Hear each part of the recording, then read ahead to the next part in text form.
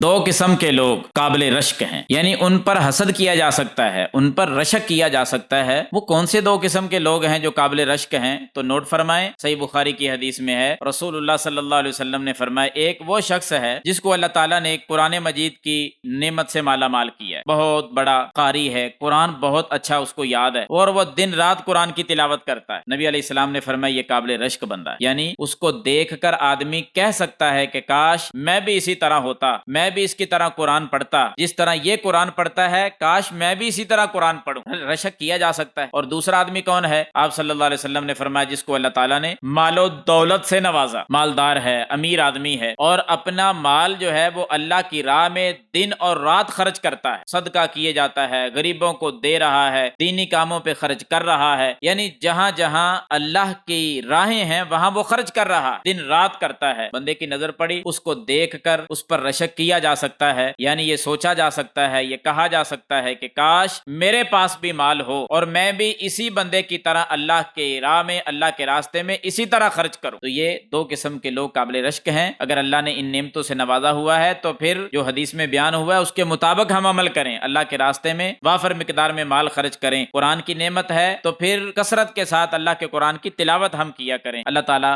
عمل کرنے کی توفیق عطا فرمائے۔